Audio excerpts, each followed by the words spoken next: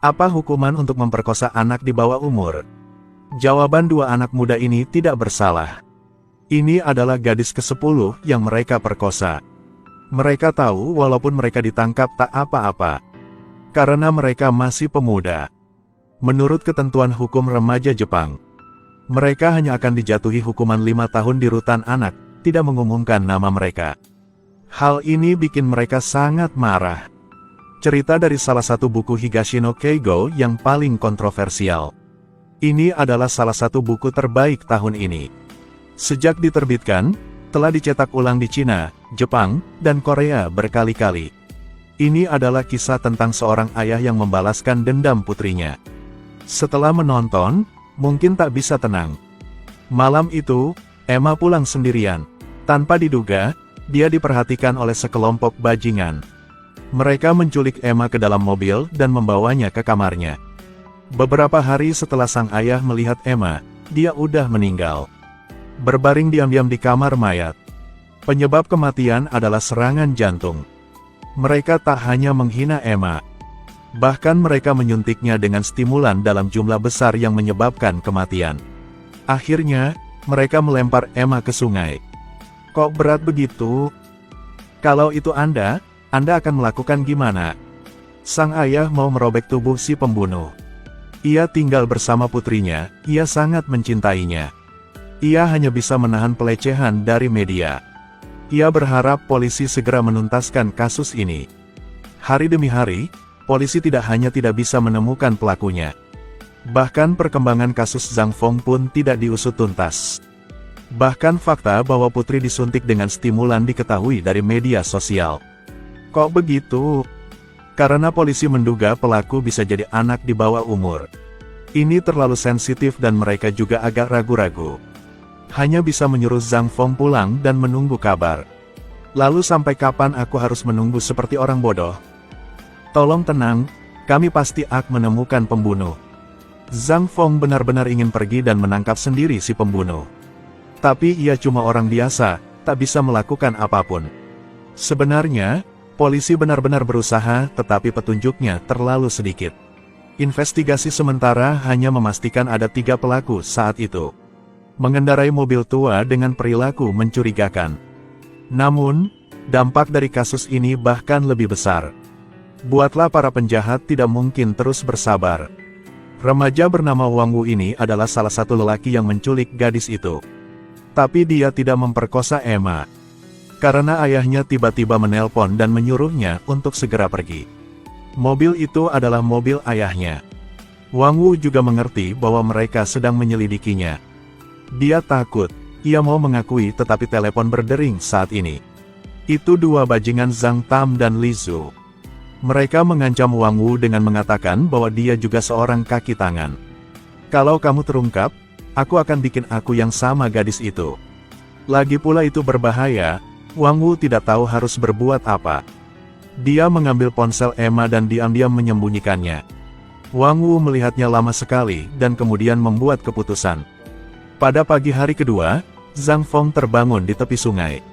Inilah tempat yang Emma dilempar. Dan ponselnya memiliki pesan.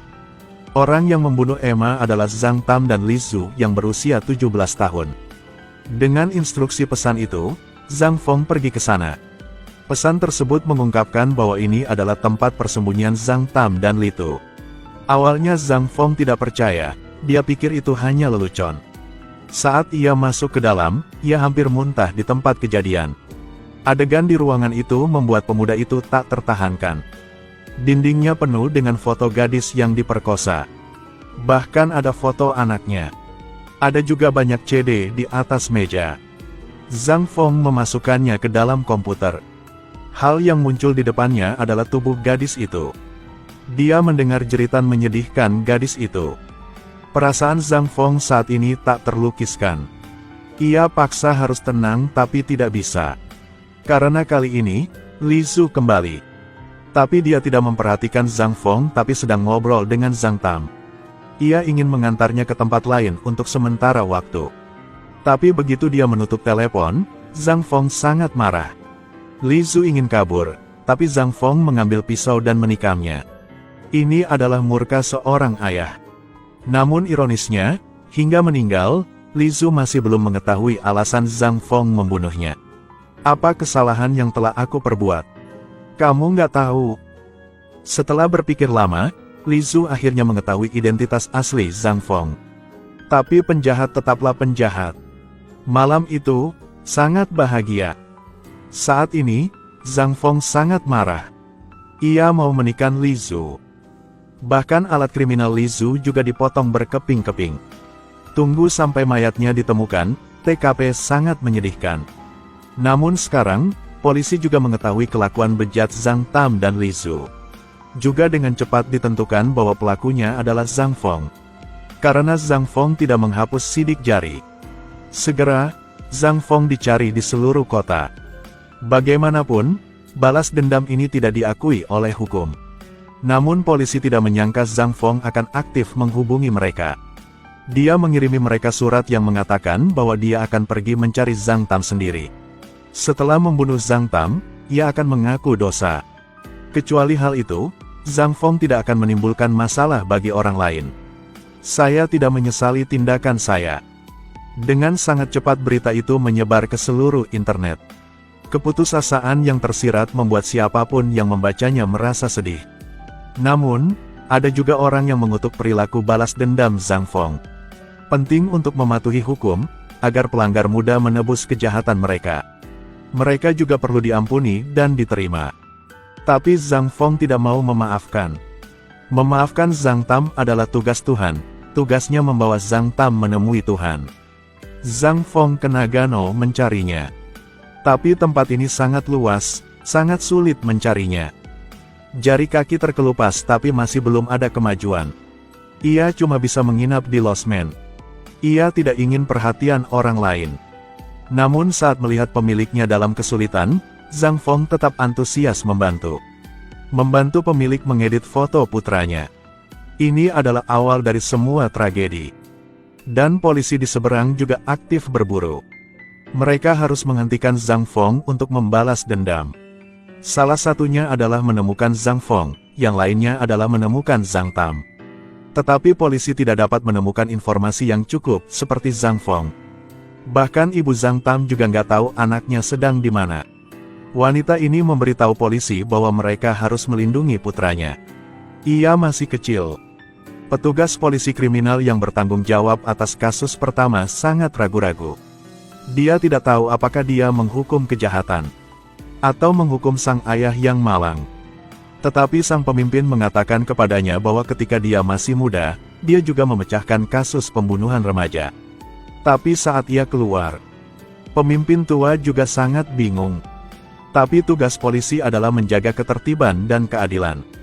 Hal-hal lain diatur oleh undang-undang, sekarang penting untuk menangkap narapidana. Dan sekarang Zhang Feng terlihat seperti ayam tanpa kepala. Mengambil foto-foto Zhang Tam di mana-mana. Meski polisi tidak bisa menemukannya, bahaya lain muncul. Pemilik losmen secara tidak sengaja melihat surat perintah penangkapan Zhang Feng. Ia tercengang. Dia tidak percaya pria baik itu bisa menjadi penjahat yang dicari. Dia menyelinap ke kamar Zhang Feng untuk memverifikasi kebenaran pemikirannya. Tapi apa yang dilihatnya di komputer Zhang Feng membuatnya semakin yakin. Tidak hanya ada foto bersama Emma, tapi juga foto putrinya yang diperkosa. Dia terkejut, lalu pintu terbuka. Zhang Feng udah kembali. Dan pihak kepolisian pun menemukan lokasi Zhang Feng. Karena Wang Wu diseret oleh ayahnya untuk menyerahkan diri. Padahal dia hanya ingin pergi ke sana untuk menghapus dosa-dosanya. Namun dia mengatakan kepada polisi bahwa Zhang Tam pernah meneleponnya. Mengungkapkan dia ada di suatu tempat di Nagano. Petunjuknya ada di sana, jadi polisi bergegas ke Nagano. Di sisi ini Zhang Feng tahu identitasnya telah terungkap, sehingga dia tidak bisa tinggal lama. Tapi ia masih memohon nyonya.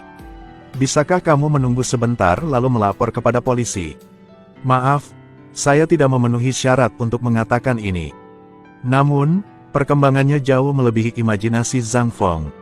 Pemiliknya tidak hanya tidak melapor polisi, tetapi juga membawanya ke rumah tua itu. Ini adalah rumah leluhur keluarga He. Jika ia bersembunyi di sini tidak akan terdeteksi.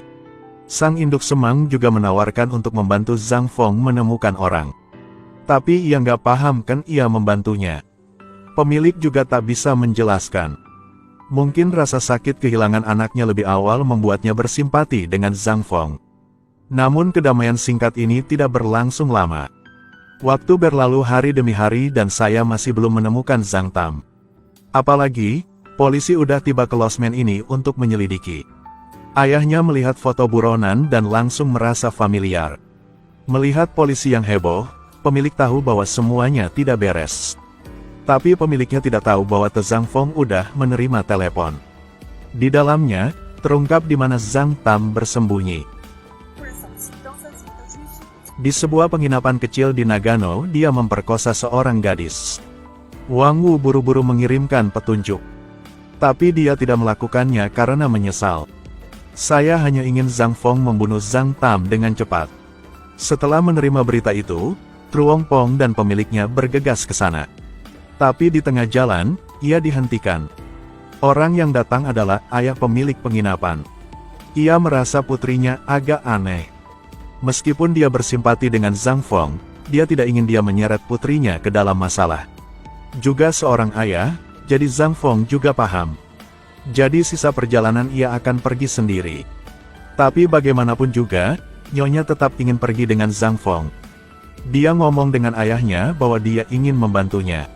Ia ingin menemukan Zhang Tam agar dia bisa meminta maaf kepada Zhang Feng. Kamu bahkan tidak perlu melakukan ini. Lalu siapa yang akan melakukannya? Semua orang akan merasa kesal dan menjauh. Sang ayah tidak tahu harus berkata apa. Polisi tiba ke losmen untuk menyelidiki. Tadi polisi menanyainya. Dia mendengar bahwa polisi sedang mendeteksi sebuah losmen yang mencurigakan. Kemudian beritahu orang itu tentang hal itu. Setelah mengatakan, ia buru-buru meninggalkan. Saat ini, polisi mengikuti perintah lelaki tua itu ke rumah tersangka. Ada suara aneh di dalam yang menarik perhatian polisi. Tetapi ketika mereka membuka pintu, mereka melihat seorang wanita sedang make up. Tak perlu dikatakan, itu pasti dilakukan oleh Zhang Tam. Polisi menyuruhnya untuk bekerja sama dalam penyelidikan, tapi dia tertawa histeris. Dia segera memberitahu Zhang Tam. Hal ini bikin polisi sangat marah. Polisi telah bertemu dengannya. Dia juga korban yang diperkosa oleh Zhang Tam. Dan sekarang kalian berdua sudah sampai di penginapan. Tapi melihat mobil polisi itu, Zhang Feng mengira Zhang Tam sudah ditangkap. Siapa sangka sosok itu muncul entah dari mana. Melalui konfirmasi, ia tahu bahwa itu adalah orang yang ingin dibunuh oleh Zhang Feng. Dia sangat marah dan mengejar Zhang Tam ke dalam hutan. Tapi Zhang Feng tidak terbiasa dengan medannya, jadi dia tidak bisa menembak Zhang Tam. Kesulitan memiliki kesempatan untuk secara tidak sengaja terpeleset ke tanah. Saat ia sadar, Zhang Tam udah kabur. Mengalami hal tersebut, Nyonya pun menyarankan Zhang Feng untuk menyerahkan diri. Jangan biar bersalah menumpuk. Polisi akan menemukan Zhang Tam. Jadi sebaiknya kamu penebusan dan terus hidup. Mungkin karena dia menyebut putrinya, dia setuju untuk mengaku. Tetapi Tuhan suka menantang manusia. Tepat ketika Zhang Feng hendak menyerahkan diri, ia menerima pesan. Wajah Zhang Feng berubah, dia mencengkeram pistolnya dengan erat. Keluar dari mobil dan jalan lurus tanpa melihat ke belakang. Karena isi pesan itu memberitahunya.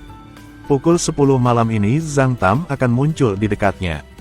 Jadi beberapa jam yang lalu, Zhang Tam menelepon Wang Wu. Ingin Wang Wu mengirim uang untuknya. Tapi Zhang Tam tidak tahu bahwa setiap gerakannya diawasi oleh Wang Wu. Aku juga mau membantumu, kita adalah teman. Saatnya memutuskan pertempuran, polisi gencar mengimplementasikan rencana tersebut. Tapi karena sangat khawatir, mereka mengabaikan orang yang diam-diam mengikuti mereka. Putri bos ini juga diperkosa oleh Zhang Tam. Sampai malam. Dan sekarang polisi juga menerima penelepon tersebut. Atasan mereka menyuruh mereka membawa senjata kali ini. Baru saja, seorang wanita menelepon dan menyuruh Zhang Feng membawa pistol dan lari ke taman. Suasana semakin tegang. Waktu janji telah datang dengan sangat cepat. Di lorong, Zhang Tam akhirnya muncul. Pertemuan antara keduanya terjadi. Jika tidak ada insiden, Zhang Tam akan segera ditangkap polisi. Tapi tetap saja sesuatu yang tidak terduga terjadi. Ada seorang lelaki tua yang mengawasi mereka. Dia mengambil pisau dan menusukkannya langsung ke Zhang Tam. Sayangnya, akhirnya ia dipukul oleh Zhang Tam. Tapi kemunculan bos merusak rencananya. Zhang Tam memegang pisau untuk mengancam Wang Wu dan ingin melarikan diri. Tapi 2 orang sulit untuk mengalahkan 4 orang. Ada banyak polisi menyerbu masuk, membuat Zhang Tam susah melarikan diri. Zhang Feng juga bingung. Ia sudah menunggu momen ini begitu lama. Polisi terus-menerus memperingatkan Zhang Feng untuk meletakkan senjatanya. Tapi dunianya sekarang hanyalah ia dan si pembunuh itu. Saat telapak tangan Zhang Feng memegang peluit pistol, dia mendengar suara itu lagi. "Berhentilah!" Di kejauhan ada nyonya memanggil di depan orang yang ingin dia bunuh. Sang ayah ini tak ragu. Setengah menit kemudian terdengar suara tembakan, namun yang jatuh bukanlah Zhang Tam melainkan Zhang Feng. Orang yang menembakkan pistol adalah polisi itu. Dia menyelesaikan misinya, tetapi Zhang Feng jatuh ke tanah. Saat terakhir balas dendam untuk putrinya. Sebelum menutup matanya, putrinya tersenyum cerah padanya. Dan polisi itu tidak tahu dia melindungi hukum. Atau melindungi iblis yang belum dewasa. Mungkin sangat lelah. Akhirnya, Zhang Tam dijatuhi hukuman beberapa tahun penjara. Dan orang-orang secara bertahap berhenti membicarakannya. Kematian Zhang Feng dan Emma seperti gelembung yang pecah. Tidak ada lagi gelembung dan tidak ada yang memperhatikan. Setelah itu, polisi dan pemimpin juga mengundurkan diri. Tapi polisi selalu bertanya-tanya mengapa dia memiliki informasi tentang Zhang Tam. Semua orang mengira itu dikirim oleh Wang Wu. Tapi Wang Wu hanya mengatakan dia baru saja menelepon polisi. Saat itu, dia menelepon kantor polisi lalu ada polisi mengangkat. Lalu ganti dengan pria. Orang misterius itu mengatakan bahwa jika Wang Wu memiliki petunjuk, dia segera menghubunginya di nomor HP pribadinya. Tapi nomor HP itu sudah tidak ada lagi. Polisi yang mengetahui bahwa orang misterius itu memiliki begitu banyak informasi. Harus menjadi atasan di departemen kepolisian. Ia mau bertanya ketua. Kok lakukan begitu? Polisi tidak melindungi karyawan. Tapi hukumnya kurang tepat, tidak pasti. Lari kemana-mana untuk menegakkan hukum terkadang akan menginjak-injak hukum. Bahkan bisa menyakitkan keluarga korban. Apakah ini keadilan? Jadi menurut Anda tindakan orang mistikus benar? Siapa tahu,